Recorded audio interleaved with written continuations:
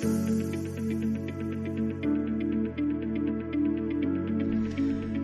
afternoon. I am Robin Flynn. Welcome to Under One Roof MTL on CJD 800. I'm going to mute my speaker. I'm a rookie over here. Oh no, my speaker is muted. Fred, I think it's you. There we go.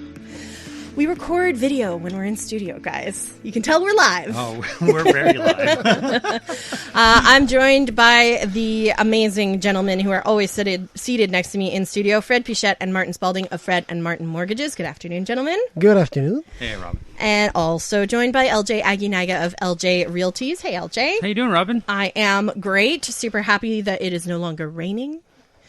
Did you take your kids trick-or-treating on Friday? Only for a quick 15 minutes because the wind practically swallowed us. Yeah, Peyton lasted a full hour. Wow. She came home, red cheeks, blue lips, teeth chattering. But then we had hot cocoa. We watched a movie. We snuggled up. What kids will do for free candy. Yeah, which is hilarious because we had a big bucket of candy to hand out, which we gave away. And then she came home and basically replaced the candy that we gave away. So... Okay, let's start with our trivia question of the week. This cool, cozy sweater weather makes you want to cuddle up with a cup of hot chocolate and maybe some cookies from Felix and Norton. Our question this week, name 2 examples of conditions that you might see in a formal offer to purchase. Obviously, there's more than 2 answers to this question. We just need 2 from you. 514-790-0800, and please include your name. Big news this week, guys. The Bank of Canada made its second to last interest rate announcement for 2025. They decided to cut interest rates by 0.25%. Reactions around the table. How do we feel about this decision? Told you so. There's no big surprise, right? I think we all called it, so it was no big surprise.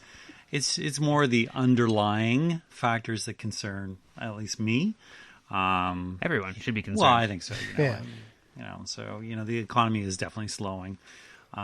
Growth is weak. The job market, at least inflation is holding under that or that threshold of 2%. But the global pressures or the pressures that are coming from the country south of us, whether it be tariffs or just the uncertainty of a specific leader that seems to change his mind more often than I change my. I wasn't going to say it. Robin's looking at me. Underpants, perhaps? Underpants? No, it just doesn't bode well. Yeah, Fred, I know we're happy when interest rates go down because that means your mortgage becomes more affordable, but the reason they're going down is alarming. Yeah, exactly. It's funny because I got a call this week from a customer that I did his mortgage 5 years ago. He says, Fred, my mortgage come to maturity in a couple of months. I hope you could give me a rate below 2% like you did 5 years ago. And I already says to him, I says, well, listen, below 2%, it was COVID time. And honestly, don't wish that to have a rate of below 2% because that's mean the economy is remember collapsing. Gas was also, 79 cents a liter at the time because no one was going anywhere? Yeah. Like, do we really want to go back to that? No, thank you. I'd rather live in slightly more expensive times. Personally, and be able to see other humans. Well, I don't know. Maybe that's just me. Talk about expenses. So, Joanna and I were in the mood for a burger last night. So we went to a specific food court, and between the burger, the hot dog, the chicken burger, and the poutine that we bought, with tip, it was $100. Oh. And I'm sitting there going, $100 in a food court. The thing is, he said food court. Nowadays in Montreal, there's several different types of food courts. Yeah, the timeout market is quite No, swanky. The Royal Mount, the timeout market. We can go down the list. We gone to a casse-croûte that may have still been $45. Yeah, it wasn't A&W last night. Right, gotcha. But there's a big difference between A&W and $100 for a couple burgers, better have been hot dog, Wagyu and a poutine. beef. Exactly. LJ, how do you feel about this decision this week? What does this mean for real estate in Montreal? What it means for real estate, it's not going to have a huge impact, is the reality, right? Okay. A lot of people, 25 bips, we're talking about $15 per $100,000 worth of debt, roughly. Yeah. It's money, don't get me wrong, but it's not going to shift somebody from I wasn't prepared to buy to I am prepared to buy now. I think the biggest impact is that it's relief for people who are currently on variable rate mortgages, currently having lines of credits that are maybe topped out or significant. It's reducing all of those current debts that people are paying so they can hopefully pay down the capital a little bit quicker and get back to living stress-free and worry-free and take that load off their shoulders effectively. Speaking of which, there was an article in La Presse this week about refinancing your mortgage to pay down debts. There's been an increase in valuation for properties, LJ. Like people, I'll give you a second to pull up the exact numbers, but I know my husband and I just did this with you guys, Fred Martin. We refinanced to pay down some credit card debts that we had accumulated the last couple of years. And it basically opened up, I think, like $400 of cash flow every month for us, which is when you're a small family with a young child, $400 extra a month is a huge, huge difference. So if we look at Montreal, and it's super interesting you say that because I think just about every single Canadian is either refinancing this year or next year, right? It's the number of refinances coming due or renewals is astounding. And if we take a look at how the market has performed over the last 5 years, if we look at single-family homes in the Montreal metropolitan area, so the greater Montreal area as we're used to calling it, the median price is up 61%. So if you bought a property for $500,000 5 years ago, that means that it's probably worth close to $900,000 right now. Yeah, that's a lot. That's very significant, Yeah. right? So once we take that into consideration, you have space in there to refinance. You've got equity available to you. So if you are carrying credit card debt, lines of credits, maybe car payments, all this kind of stuff, which is on a higher interest rate, this is a great opportunity to take some of that built-up equity that you've been earning because the market's done well, because you've paid down the property, and effectively gather it all into one simple payment at a maybe 4% interest, maybe slightly below that, slightly above that, but it's all still going to be significantly cheaper and not compound daily. Like credit card debt. Yeah, it's funny because what I really liked about the article was actually Fred that sent it to the group, is that there was an investment twist to it. Yep. So not only were they recommending to refinance because not only has your property gone up in value and hence you have more equity, but also rates have gone down. So it's a double win, and it's probably a good time for you to refinance and use that equity to pay down debt. But what I really liked about the article, and they've got actually an example, and I brought the example in. So if you guys humor me for about a minute, we can run through it. Okay. Please do. So what they were saying is that with the money that you're freeing up, the cash flow that you're freeing up on a monthly basis because you've refinanced, you should take that money and invest it, top up your RSP, and top up your TSFA. So the example that they had is a couple owes $225,000 on a mortgage that they signed during COVID, or after COVID, sorry, at 5.2%, which is pretty high because during COVID we were signing below 2%. They also have about $92,000 in other debts. So line of credit, car, credit cards. The value of their home went up and rates went down. So it was a perfect opportunity for them to refinance and free up that monthly cash flow. So in this example, the cash flow that they freed up was $1,600. Wow. $1,600 a month. So what they were recommending in the article is half into your TSFA, the other half into your RSP. And if it earned about 6% a year, after 5 years, that money was worth $136,000. So on one side of the ledger, you're paying interest, and on the other side of the ledger, by refinancing, you're earning money on the money that you've freed up because you've refinanced and you paid off your bad debt. So there is a cost to refinancing. Of course. But the upside to this strategy covers whatever penalty they had to pay because they broke their mortgage before the end of the term. And there is a notary fee because you're reinstating a new mortgage. Because when you refinance, you're basically hitting the reset button. You're starting a whole new mortgage. So in the example, the savings and the investment gains outweighed the penalties and the notary fee. To me, the whole thing was a no-brainer and people should be doing it. And that's why when your mortgage comes to maturity, don't just take a renewal. Look at your file. You know, if you have current debts and you're overwhelmed with it, go with a refi. Just don't renew. And Can I don't jump in wait. one more too? Because actually LJ did a great post this week on Instagram where he was talking about 20,000. Should I put into the market or should I invest it into real estate? And I'd love to hear. I don't know if we have time right now, but I'd love to hear what LJ's strategy was because I thought it was a great post. This is Under One Roof MTL on CJD 800. I'm Robin, that's Fred, that's LJ, that is Martin. We are with you until 1 p.m. We had quite a cliffhanger before traffic talking about whether you should take $20,000 and invest it in the market or invest it in real estate. LJ, what's your advice? I'll give it to you in 1 second. I just want to correct. I did a quick mental math, and I dropped the ball on it before. So if you'd bought a home for about $500,000, over the last 5 years you had that 61% appreciation, you'd be just over $800,000, not $900 like I had mentioned. Again, still a huge gain. $300,000 over a 5-year period is fantastic, but I did want to correct that in case people were paying attention. Keeping you honest. That's what we do here. In case they were paying attention. Yeah. Somebody at home is doing the math. They're like, I don't trust that guy. LJ can't count. Okay, so I got $20,000. I wish. What do I do with it, LJ? Okay, so the video I posted basically compares $20,000 invested into stocks versus $20,000 used as a down payment to buy a property.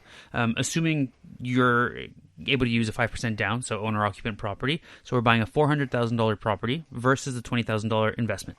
If we go the stock route, I'm going to even go as high as a 9% annual return, which is quite high, but let's assume that's what it performs. After 8 years, you'd have about a $40,000 return on your initial investment, okay? Pretty good. Most people would be happy. And again, it assumes that 9% return, which is on the high end. If we go down the real estate road, so invest that same $20,000, it's 5% of your down payment, $400,000 property. If we assume that property grows at 3% annually, which is the historic appreciation on the island of Montreal, after 8 years, that property is worth over $504,000. So you've got over $100,000 worth of equity, not counting the capital you've paid down over that period of time. So in one case we pulled out 40 grand, in the other case we pulled out 100 grand. That's 2.5 times as large of a return, and you had a roof over your head. Right. So you're making money while you have somewhere to live. You're 100%. buying something tangible, too.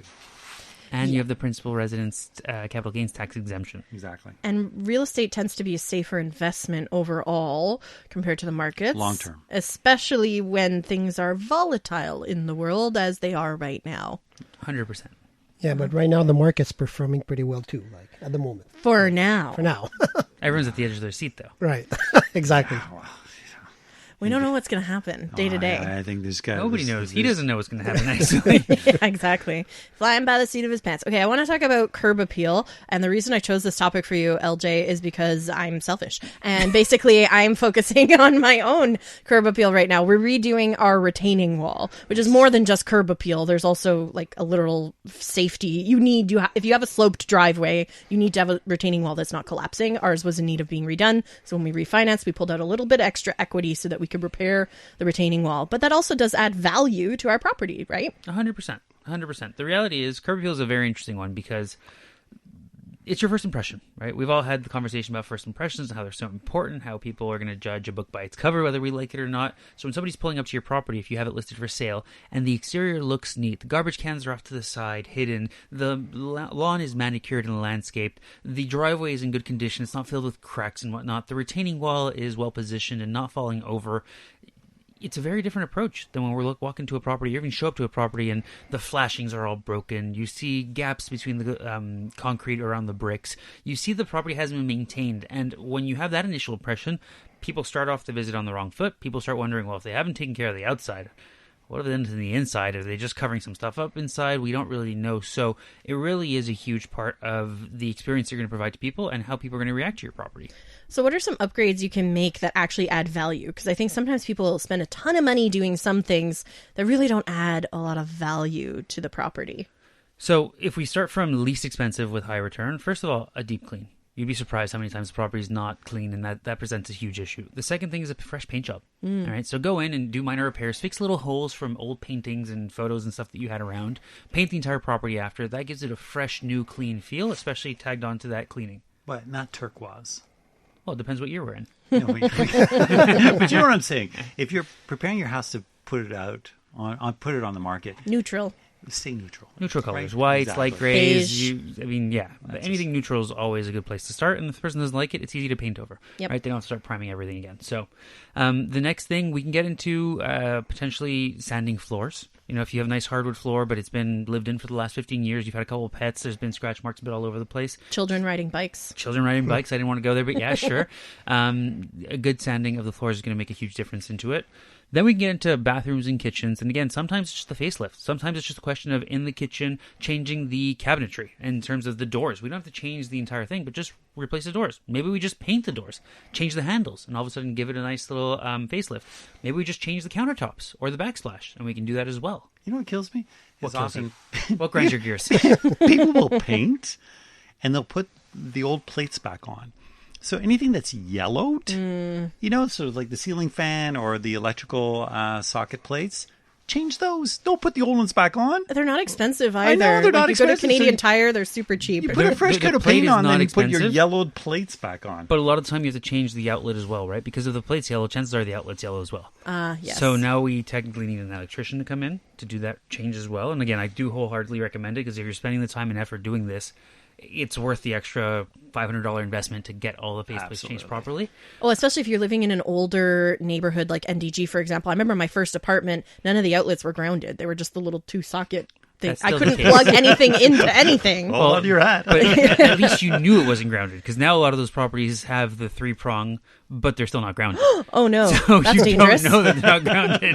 Yikes. Okay. So at least I literally couldn't plug my laptop in. That was probably a safer option. It was.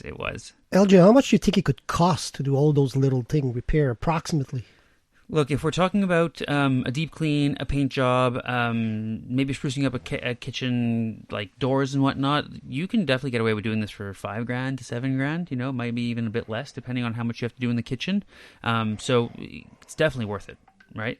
And taking the time to ensure that you've presented the property properly. Decluttering is a huge thing. A lot of people, we accumulate stuff over the years. We're humans. Absolutely. Inevitably, we accumulate stuff. I mean, I think of just my cold room and how it always gets filled up and how every 3 months my wife sends me to go clean it. And here we are, But you want to get rid of all this stuff. If you have to rent a storage locker for a couple months, rent it. Because the less stuff in your property, the more potential buyers will be able to envision themselves in the property and really see what it's like to be in this space, envision how their furniture is going to fit into the space, and give themselves the best opportunity to fall in love with your property, as opposed to, again, humans are naturally curious, looking at all the little trinkets and stuff. If you've got tons of stuff, I mean, I've had clients who are just literally looking at every single, I wonder what this artifact is, and I wonder what that is, and I wonder, because... What does that have to do with anything? But it's there, and you're confused, and all of a sudden you detract from the visit in the real estate space because of all this extra stuff that's there. So naturally, we have to bring people back to what we're trying to do, which is sell a piece of real estate here. And the less clutter there is, the more they can stay on focus and focus on the property. And be careful because storage is a trap. It's expensive. It's a trap. It's expensive. And you go, I'm going to go clean it up in 2 months. 2 years go by, and you get charged every month, and then you've forgotten what you've put in storage. Which means you can throw it out. 2 leads to 5 years. And a lot of them charge you every 4 weeks now. What's that? It's every 28 Instead of days monthly. now instead of monthly. Oh, sneaky, Such a sneaky. But they'll offer you the first month free. Of course. Okay, LJ, you brought something up during our production meeting this week that I thought was interesting. So if somebody is like, hey, I think I'm going to sell my property after the holidays. I don't want to think about it right now. We're going to sell in the spring. There's something very, very important, a very important step that you should be taking now, right? So 100%. If your property has curb appeal, if you have a nice backyard or nice landscaping, stuff of this nature, reach out to us. Tell us to come take the photos now. When we can still actually see what your lawn looks like. Right. If you have a nice big yard, if you have a pool, if you have tons of space, whatever it might be, once the snow comes, it all looks like one big sheet and blanket of snow effectively. So we can't really tell what's underneath, what's hidden. Do you have pave? Do you have a deck? What do you have back there? Nobody knows. But if we take photos now and we can have those to show people in the wintertime, because we're going to market in February, March, April, when the market is a lot more active, well, now people know and they're like, oh, wow, look, this amazing backyard. I'm so excited by it. Makes a huge difference. I think I got a great deal on my property because it was sold during the winter. There was no summer photos and nobody knew what was back there. I also love when I can browse Centrist, because even though I have a house and I'm not in the market to buy, I love browsing Centrist. I love when they have multi-season photos. Like I can see what it looks like in the fall and in the summer. Enjoy the pool, enjoy the fall leaves in the backyard. So yeah, it's a great piece of advice. Get those pictures taken right away. If you're not sure if now's the right time, maybe you want to take some pictures for that house you're selling in the spring, give LJ a call, 514-500-4040. He will take care of you. Coming up, credit mistakes have a tendency of following you around even years later. You may forget about that cell phone perhaps that you had when you were in college that you thought you canceled, but you didn't, and it went to collections and it's sitting on your credit report as an R9 and you weren't even aware. Just before the news, guys, we were talking about how you can improve your home's value via curb appeal. We also have a listener question that came in last week from Eric in St. Lazare that we didn't have time to get to. He asked, I'm thinking of getting my bathroom redone. Would this improve the resale value of my house? I mean, I think the answer is yes. Absolutely. But LJ, you're the expert. The answer is 100%. It will help increase the value of your home. Now, the one thing I like to tell people right away is it's not a one-to-one return. So if, let's say, you invest $30,000 into your bathroom, don't assume you're going to get back $30,000 if we list your home tomorrow. But that's why I tell people, if you're planning on doing renovations, do them as soon as possible so you get to enjoy them. Because if you're not going to get the one-to-one return, let's say you're only going to get $20,000 back from that 30 that you invested, but you got to live in the home for 5 years. You got to amortize that $10,000 that you just used up effectively, and you got to enjoy that nice bathroom, maybe the heated floors, maybe the shower separate from the bathtub, whatever upgrades you may have done. So it's 100% worth it. Just keep in mind if you're doing this for a home that you're planning on living in for a long period of time and you really want to go very customized, or if you are thinking about selling it in the next couple of years and you want to go a little bit more generic, if you are, let's say you only have one bathroom on the upper floor and you're in a family-friendly neighborhood, don't remove the bathtub because you're going to have families that are going to want the bathtub for young kids. So make sure you keep these things in mind based on what your next play is over the next 5 years. But if you are going to be in the home for 10, 20 plus years and you want to go as specific as you want for your needs, go for it. Enjoy it. Awesome. Hear that, Eric? Go ahead. Upgrade your bathroom. Enjoy it. Okay, let's talk about credit mistakes and how they have a tendency of following you around. Okay, first of all, the little thing that you get on your app when you sign into your online banking that says, here's your credit score, that may not always actually be your real credit score, right? So how do I find out what my credit score even is? Well, that's not the full report. Those are services. And people are getting obsessed with checking their credit reports. They're checking them daily, weekly, monthly. It's just a little out of control. There are two official credit bureaus that are used in Canada, Equifax and TransUnion, and they're completely independent. So if there's a mistake on one, more than likely the mistake will be found on the other. So, and if we pull your credit report on Equifax and we submit it to a Desjardins may pull your credit report on TransUnion, and they'll compare the two. So when you are looking to fix errors on your credit report, don't think by fixing it only on Equifax, it's going to fix TransUnion. You got to fix on both fronts. When you're saying errors, what are you talking about? What do you mean errors?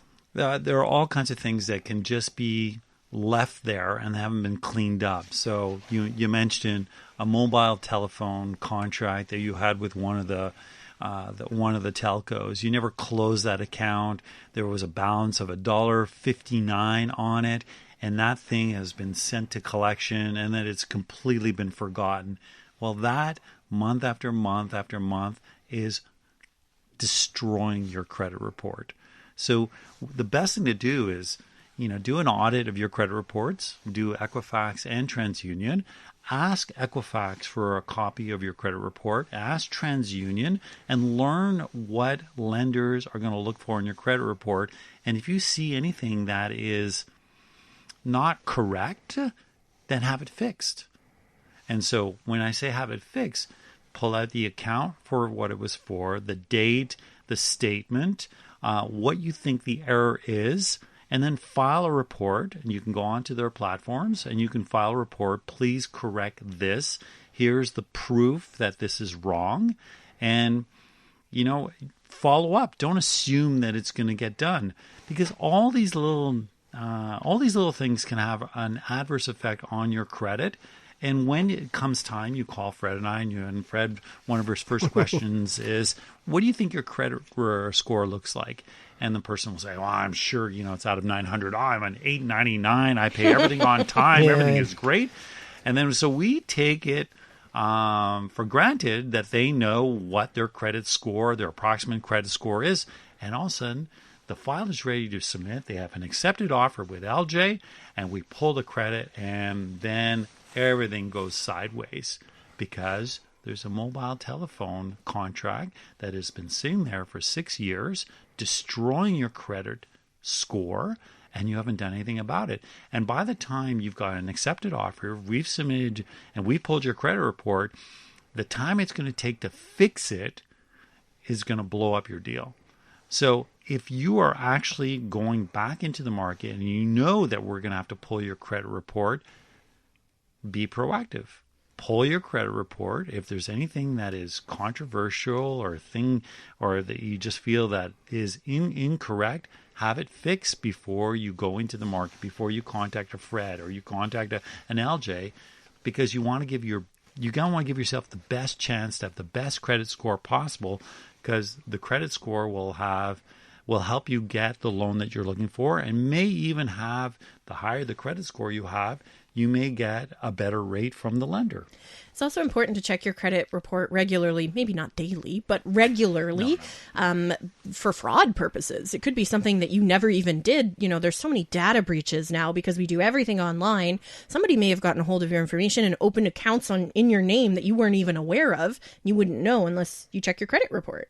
Well, you have to check your credit report once a year. And once a year, okay. Sometimes people call us and say, I saw my credit on Credit Karma or Credit Borrowell. Okay, it's accurate, but it's not an agency recognized by banks and lenders. Like, always use Equifax or TransUnion, as Martin says.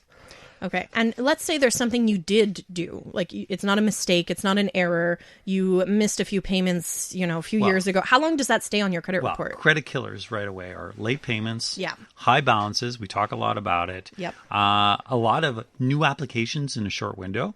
I'll give you an example. We had a client that called us up and said, I'm having trouble getting financing, blah, blah, blah, blah.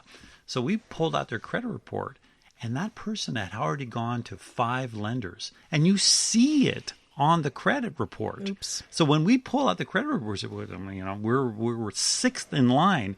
So if we see it, when we submit your file, the lender will also see it. So the lender will say, wait a minute, why did BNC, why did BMO, why did RBC, why did Scotia turn this person down, and why would I accept it? So if you're actually going to do this, do it properly and talk to someone who knows what they're doing. Okay. And those missed payments, those high balances, how long does that stay on your credit report? Because I think people think I missed a payment and then a year later no one will know about it. But those things, they stick around. So late payments and collections, they'll stick around for 5 years. Hard inquiries, or for Equifax, it's 3 years, TransUnion, 6 years. If you did a consumer proposal, 3 to 6 years. If you did a bankruptcy number 1, it's 7 years. If you file for a second, 14 years.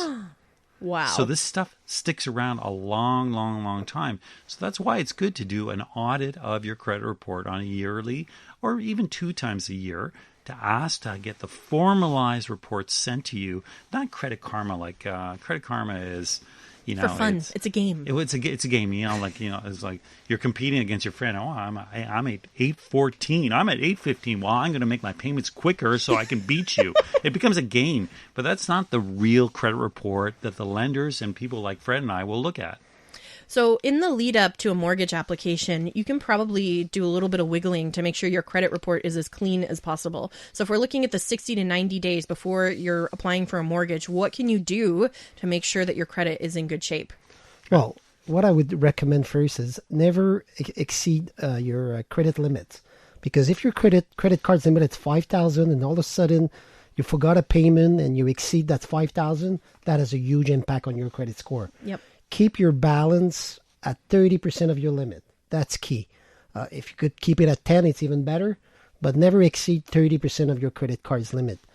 What else you could do? Look at your credit once in a while. See if everything's there is accurate. Stop doing a lot of inquiries, because each inquiries remove a few points, 3 to 5 points.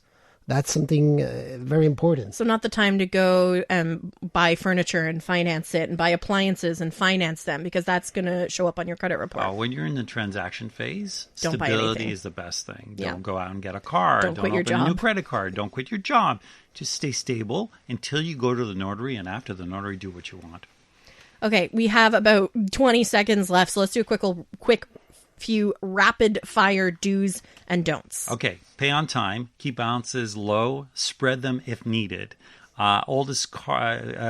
Keep your oldest card open and active. Check both bureaus. Dispute errors online with proof. Monitor and check for fraud alerts. and don'ts. No new accounts back to back. Close old accounts. Ignoring small bills can be a killer, and verify both.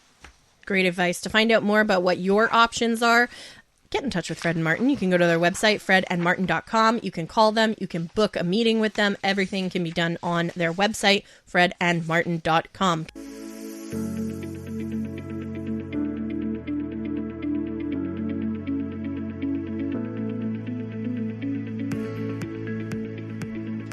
We are ready for our property of the week. It's always my favorite part of the show because, LJ, either I've already seen it on your Instagram or I will immediately after the show go look at it because I'm nosy and I like to see pictures. So what do you got for us? Curiosity, like you said earlier today. I love going on Centris and just browsing houses, especially if like people are clearly still living in them. They've got their, like, what you got in your house? I like seeing this kind of stuff. That's called being a voyeur. Yeah, I'm a little creepy, I think. It's a little creepy. Well, especially if you look, I love to browse like the nice fancy neighborhoods and see all the nice cars in the driveways. Fancy. It's fun. I enjoy it. I like to dream. But what do you got for us this week? This week, if you are looking to grow your real estate portfolio, welcome to 1160 Rue Marmier, a fully leased triplex in the heart of Longueuil, offering over $45,000 in annual gross revenue.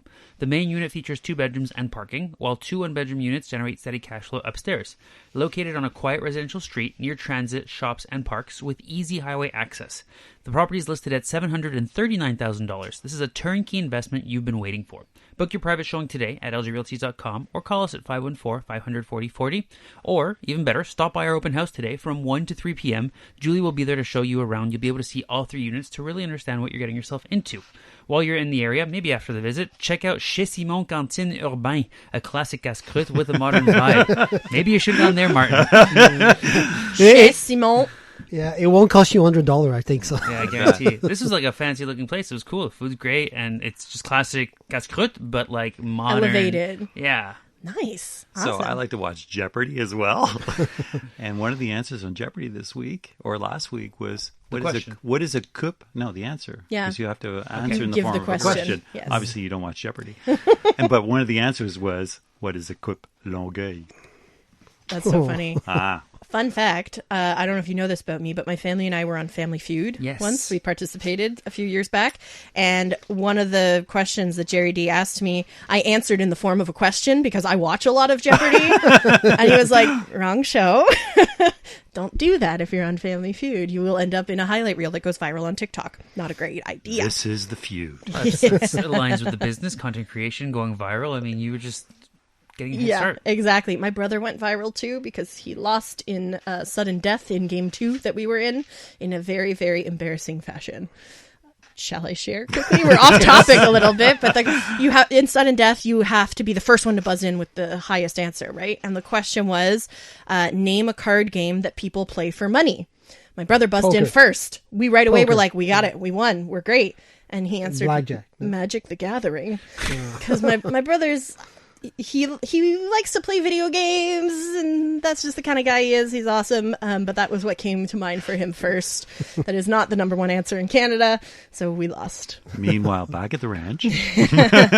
We won our first game, and my family won $10,000, which was really cool, so we can't complain. But anyway, it was a lot of fun. But yeah, don't answer questions in the form of a question when you're on a show that is not Jeopardy.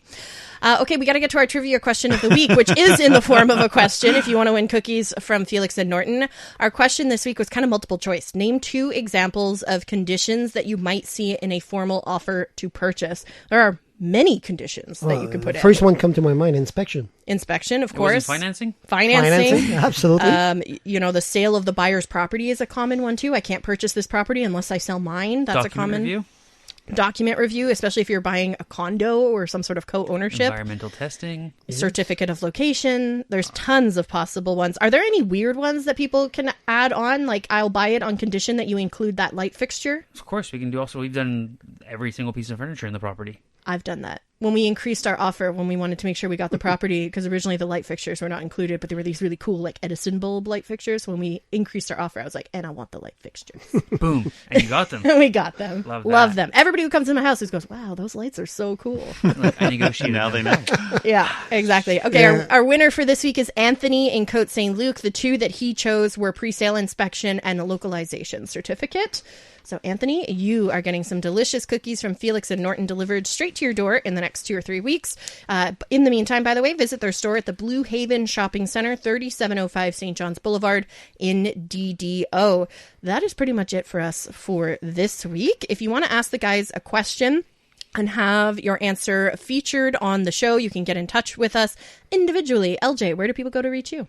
Check out my website, ljrealties.com, or on all socials with the handle LJ Aguinaga. That's LJAGUINAGA, or LJ Realties with an IES at the end.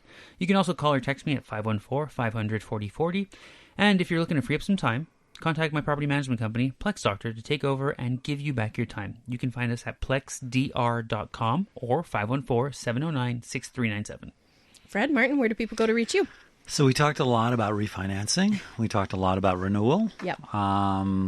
If you're in a situation where you think you should refinance, or if you're at renewal and you say, maybe I should refinance instead of just renewing, call us and we'll run the numbers for you and we will show you if it is worth your while or not to refinance.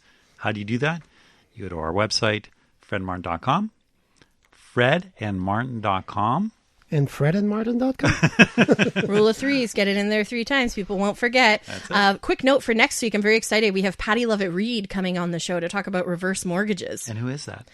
Patty Lovett-Reed is from Chip Reverse Mortgages. She is the spokesperson. Yes, so she is. So we see her on CBC. If you watch the news or in the morning, CTV. She's on CTV News Channel on the commercials all the time. No, I'm talking about the commercials that they run nonstop on CBC. Yeah, and on CTV News Channel. Okay. And she used to be like financial correspondent at CTV. Exactly. So she knows what she's talking about. She's going to be great. Yeah, she's going to be fantastic. Super duper looking forward to it. And if I may, my studio is fully booked for the next 3 weeks. So if you're interested in recording some content, do it now. Especially people like to record special content around the holidays that they can release. Get it done now. Can we talk about dialogue, monologue? Because we had the conversation just outside the studio. What's the difference between monologue and dialogue? And how do you help people actually create a dialogue? Yeah, because, I mean, everybody has an iPhone that has a pretty good camera on it, right? You could film your own content. The thing is, once you hit record and you're staring at yourself, most people go blank. They have no idea what to say, or they start talking and it sounds awkward. It sounds like a speech. It sounds rehearsed. What I do when people come into the studio is I have a conversation with them. I'm filming and I'm asking you questions. Tell me about what you do. Tell me about your offer. How did you start your business? And then we just cut me out and we have these great clips of you to use for social media, and it sounds like a dialogue. It sounds like you're actually having a conversation, which you are with the person who's watching the content. Much more engaging, and it tends to perform better on social media. So if you're looking for those, thousands of views and new followers, it's a really good option. Going viral. Yeah, it's always the goal, right? So definitely go to our website, liststudiocase.ca, and book soon because we are booked out for the next few weeks.